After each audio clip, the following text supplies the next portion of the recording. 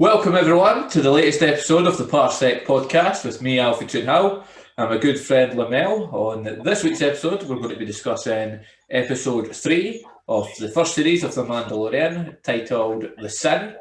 Before we get into that, just a little chat. Lamel, how's your week been? Hello there, Alpha Toonhow. Yeah, my week's been all right. Working away as usual. How about yourself? Much the same, nothing else for it. You just got to get on with it. Grafting away. Exactly, yeah. And before we get into the bulk of the episode, once again, just like to thank everyone that's been following all our social medias. I'll let you take over, Lamel, because you're in charge of all that. So get those shout outs. Yeah. Yep, not a problem. So, please follow us on the Twitter page, which is Parsec Podcast 66. We've got Instagram, which is Parsec_podcast_66. And we've also got a Facebook page under just Parsec Podcast there. You will find links to all below. Yeah, and if we could just once again ask that you share with all your friends, family that enjoy Star Wars so that we can help grow, that would be great. Yeah, please. Be great. Thank you. And without further ado, we'll get into dissecting the episode. So here we go.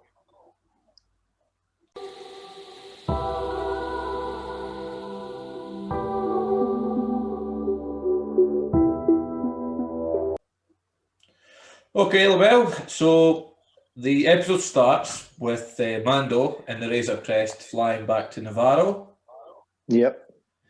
At this point, we see sort of Grogu for the first time go to play with the ball on one of Mando's controls for the ship. Yeah, he's awful fond of that, as you'll come to see in future episodes.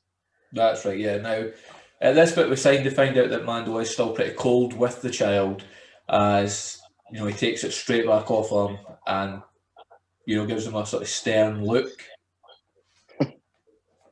Yeah, a blank expression could be used. Very much so. After that, he lands on Navarro and takes the child to the client. Yes. And obviously the client being the guy that plays his name, Werner Gorsgrig or something like that. It's a very German name, and he is a very German guy. So, he's basically one of these Imperials that have been in the background we don't know much about, but he's wanting the child for some reason. So, yeah. Certainly it does come across as an important reason by, just what we've seen in previous episodes with how many hunters that are actually after the child. Yeah, exactly. After that point, we see, the cloner, we see him again, and he scans the child and says that, he's healthy. Yeah, so he is healthy, which can only mean they want him for something to do with himself, the being of him. Yeah, he very much needs to be alive and in good health for whatever they want, to succeed. Yeah. And obviously that leads us to thinking that maybe they want his either blood or, part of his body or, tissue cells, anything like that. So. Yeah, something to do with his living self, yeah. Mando at this point asked the client just how many fobs were given out for the child, and then the client reiterates how important the job was. Yeah, and he makes that blunt statement, I think it's twice, with Mando in the same episode, which obviously indicates the importance of the child to the remnants of the Empire. Yeah, so obviously he's cashed in the bounty now. And what he gets is like a container full of Beskar. Now that container itself is actually a nice throwback to Empire Strikes Back on Cloud City, because one of the background characters is actually holding it whilst they're running through Cloud City, and it's actually an ice cream maker. Oh, I never knew that. I never picked up on that. So that was it's like that's quite. It's a very sort of niche reference, but it is there. An Easter egg, yeah. Yeah. So obviously we've seen when he first dealt with the client, he got one bit of Beskar. Now he's got a full ice cream maker full of them. Yeah. Yeah, and obviously Beskar is the armor of the Mandalorian, as we came to find out in the first episode. So, what he could do with that is up to his limitless imagination, I suppose. Yeah. Yeah. So. At that point, the cloner takes the child into another room. At that point, we sort of see Mando look towards the child, and again, because he's got the helmet on, we don't know what facial expression he's making. However, we do know that by him looking, he is showing some form of concern. A blank one. No, but you can see Grogu, or the child, is actually quite scared at this point, because he does look back and call out at Mando, which obviously indicates that he's been there. He's been in this situation, this kind of situation before. Yeah. And he knows what's coming. Yeah. At this point, again, Mando shows a bit of concern where he actually asks what they're going to do with the child, to which the client responds, we find out that that's actually against the guild rules. Once you hand over a bounty, that's it, end off. You don't ask any further questions. But obviously Mando, on this occasion, breaks those rules. Yeah, and I mean, it's like any contract you sign, you've got a clause at the bottom of it. Mando's obviously, it's that kind of situation, but he's obviously coming round as he kind of has grown an attachment to the child. Yeah, ever so slightly just now, but it is growing as we can find out later on. After he sort of leaves the client's sort of hideout or base, whatever you call it, he heads straight to the Mandalorian hideout on Navarro. Yeah, the sewers, if you will. Yeah, and he presents the armor, or the smith, the armor maker, whatever title you give the lady. I think it's the armorer. Armorer, that's right. That's the word I was looking for. I think it's the armorer. So he presents the whole Beskar to her, and he says that his integrity of his armor is done, so he needs a new set of armor. At this point, other Mandalorians turn up quite inquisitive of, what he's got. Yeah. And we find out that they're very unhappy that, he's got the Beskar that's been smelted from an Empire factory. Yeah, and I think it is mentioned in this episode that that Beskar was from the Great Purge. That's right, well.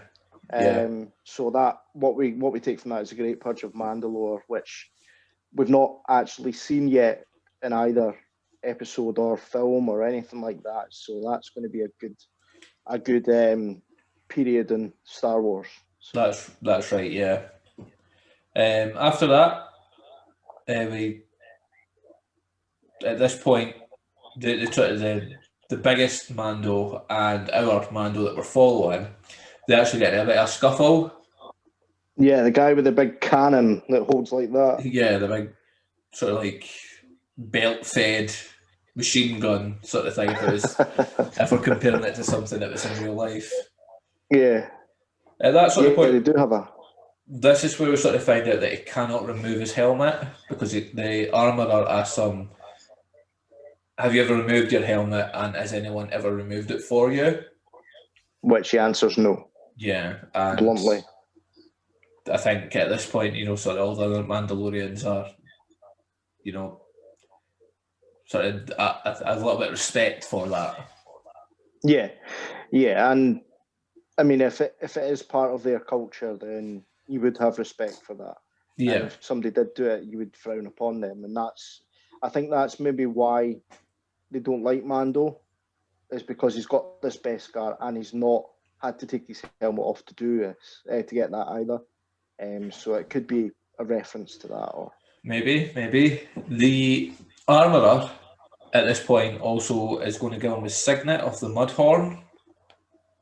Yeah, because he killed the Mudhorn in Chapter 2, if you remember. That's right. However, he has to refuse because he says that an enemy helped him kill it, so therefore it wasn't a noble kill.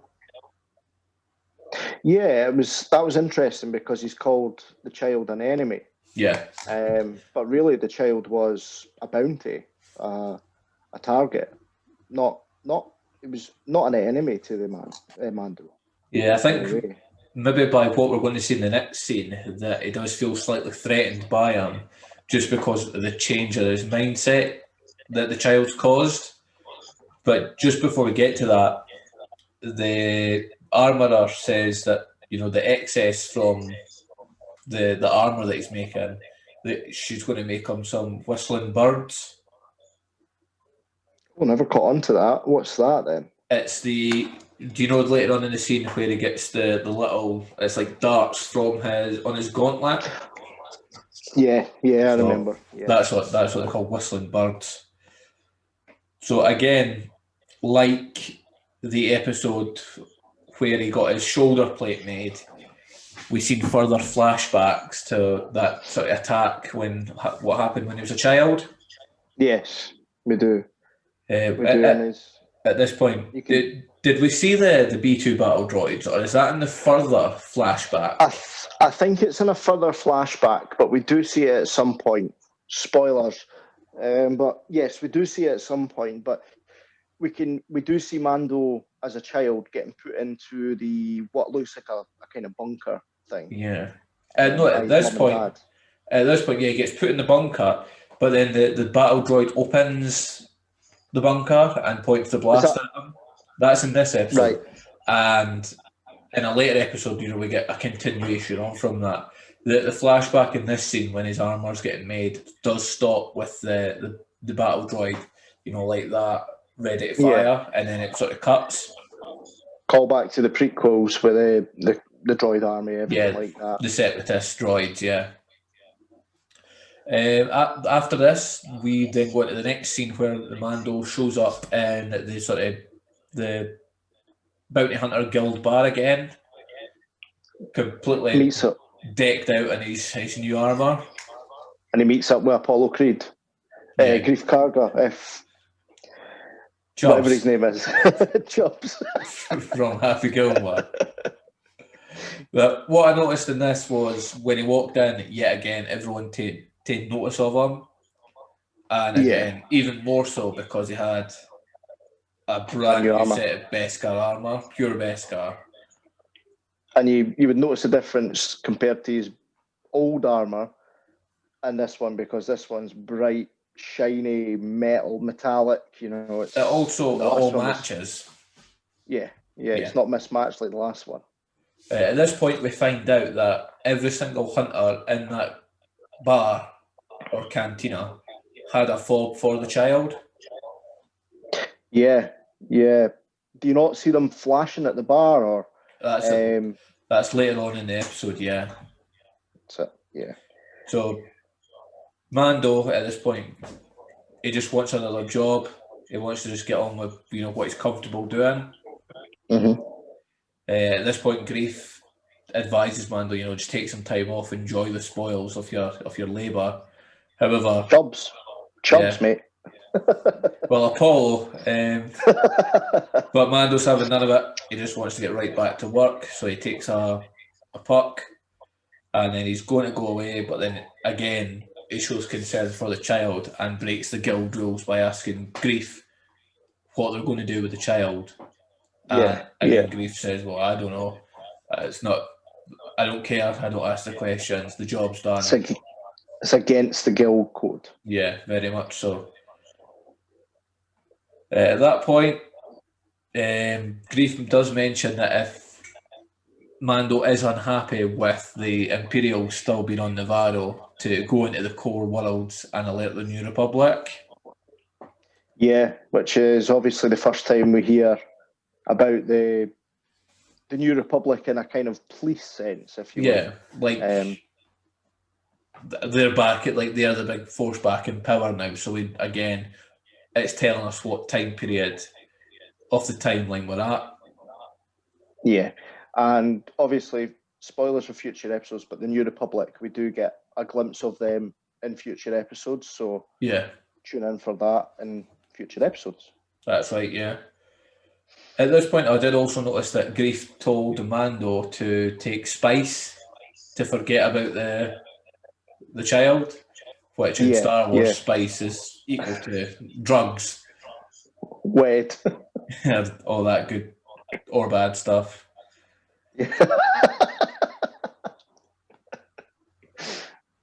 Yeah, so...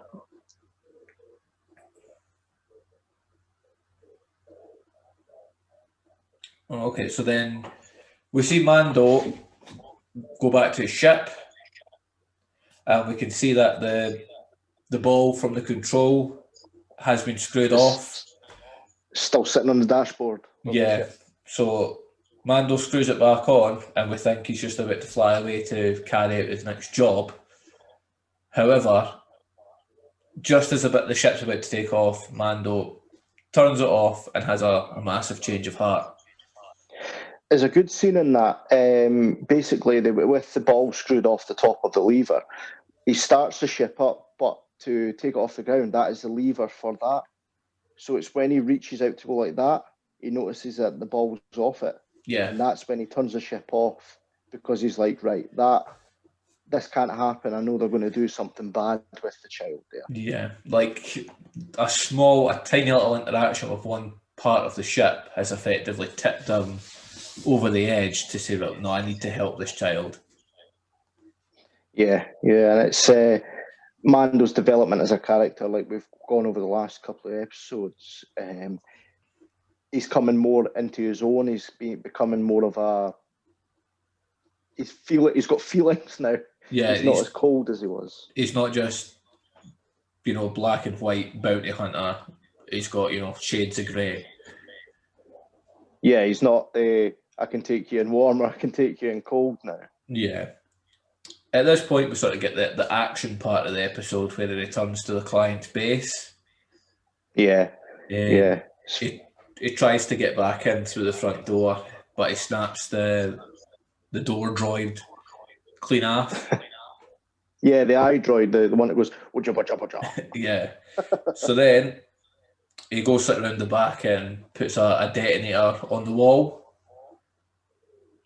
Yeah. And effectively blasts his way into the compound. Then we get a really Jason Bourne kind of scene where he's taking out stormtroopers left, right, and centre in the dark, quite brutally as well. Mm-hmm. I think he burns one of them to a crisp. That's on his way out, yeah. So I think he kills two in the dark. He then, with his sort of wrist gauntlet, lassos one, pulls him and attacks him. Smacks him, yeah. Yeah. We then he opens the door and we find the cloner, the child, on looks like a sort of bed with a machine attached to him. And it looked like a torture droid from A New Hope, a slightly smaller version of that. It was the same. It was a slightly smaller version, but it was the same thing. It still has the needles and stuff on it. Yeah. Which indicates that they are looking to use the child's blood. Mm-hmm. At that possibly because of Force ability. At that point, Mando blasts that and destroys it. The cloner, at this point, he's concerned for the child. He says, don't hurt it, don't hurt the child.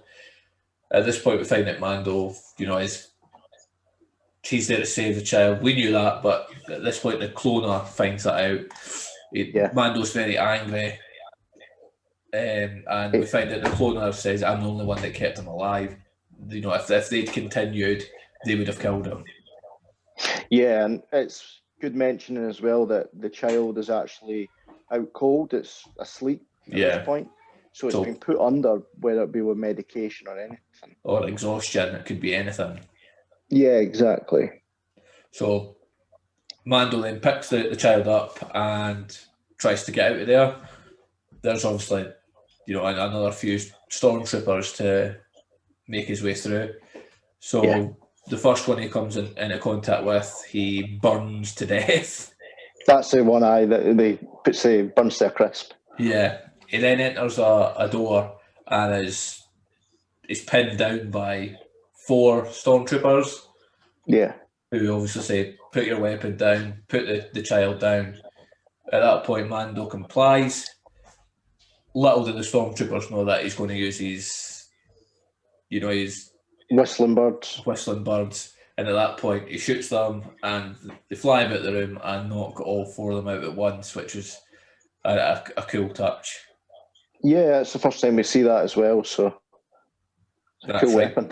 So after that, he comes out of the sort of compound, and he is sort of slowly walking through Navarro, trying to make his way back to the Razor Crest. Slowly but hastily at the same time. He's trying to be a bit, casual, so to not alert people that something's up. He hides the child as well. He's got him like underneath a rug, and holding him like that. So it's. But then cut to the Bounty Hunter Guild bar cantina, where we find all the tracking fobs have started going off quite rapidly. Yeah, so that Mando's obviously in close proximity of the bar. That's right. Even Chubbs has a tracking fob. That's right.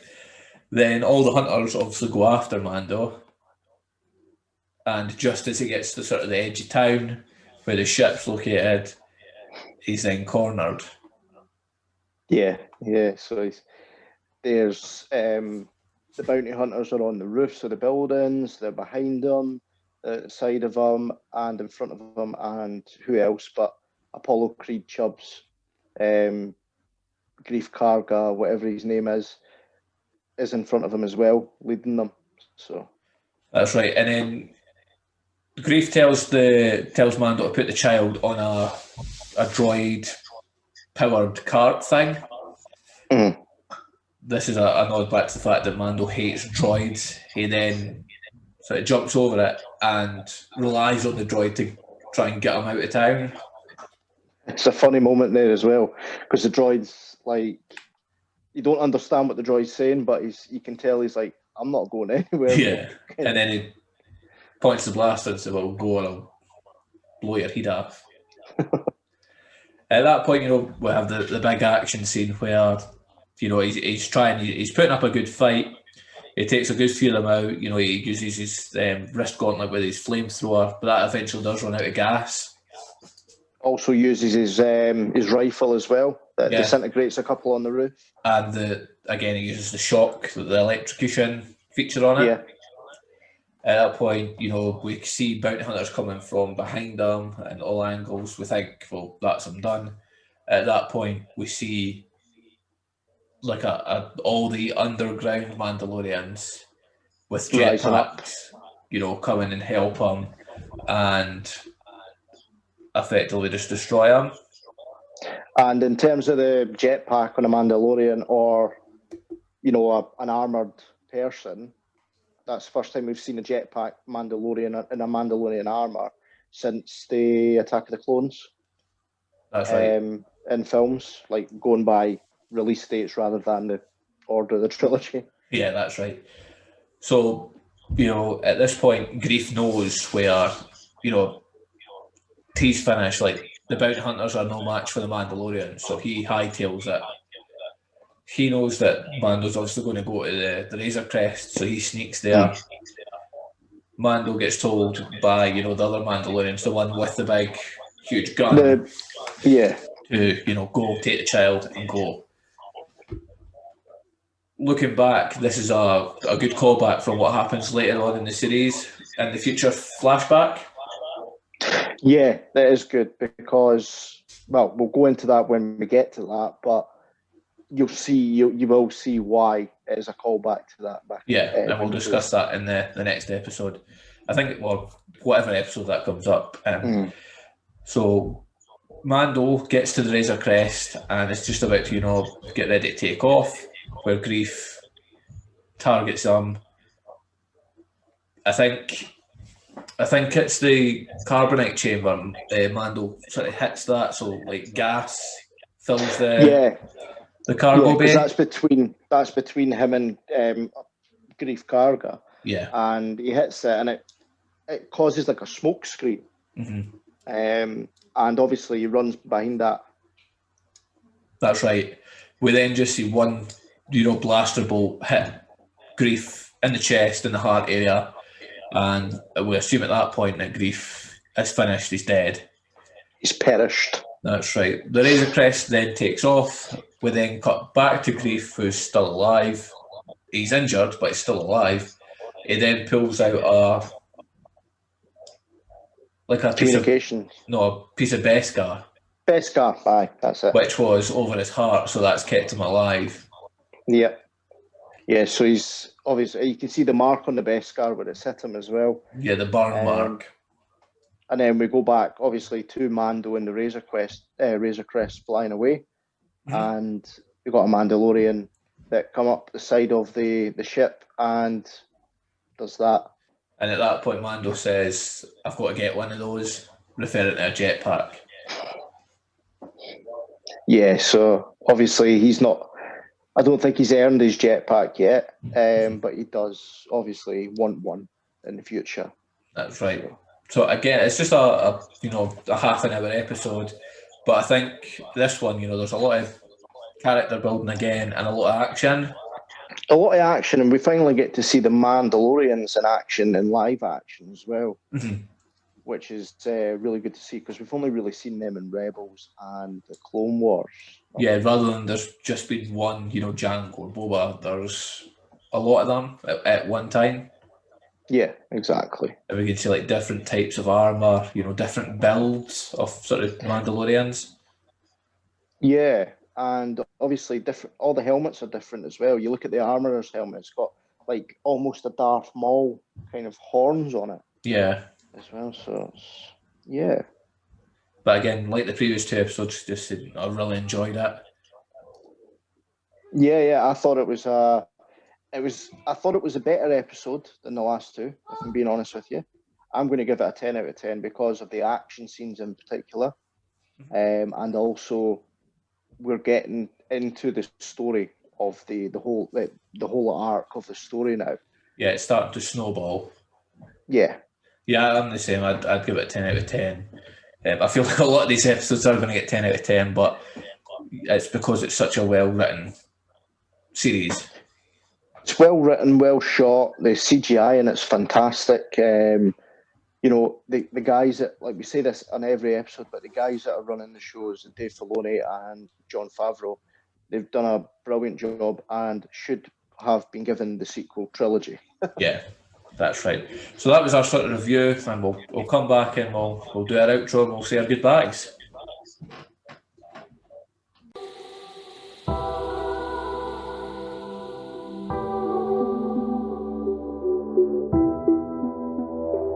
Well, we just hope that you enjoyed this episode and this review of the third episode of Series 1 of The Mandalorian, titled The Sin. It's been a lot of fun, watching it, looking at the depth into the episode, and then having just a little discussion with my friend Lamel there. I'm going to pass over to him just so he can do the plugs for all the social media. Yep, so once again, the social media, you'll find us on YouTube as well, I should have said. So it's YouTube, obviously, Parsec Podcast. The Twitter account is Parsec Podcast 66. Same again for the Instagram, but it's Parsec_podcast. _66, and you will find us on Facebook as well. We have a page on there, and if you like the video, please like, share, comment below if you have any thoughts on it at all, and also subscribe if you want as well. We are doing this for fun, as we mention on every video. That's right. With nothing more to be said, just want to do a little plug for myself. I have a Twitch page, and it is twitch.tv/AlphaToonHill. That's ALFAETOONHILL. If you like gaming, feel free to come and say hi in one of my streams. Lamel, he usually likes to watch as well. Well, maybe in the future, once all this virus nonsense is away, we'll maybe get Lamel on Twitch as well, playing Star Wars Battlefront, Fallen Order, all that good stuff. And with that, Alfie Toonhill signing off. And Lamel signing off as well. May the force be with you, everybody. Take care.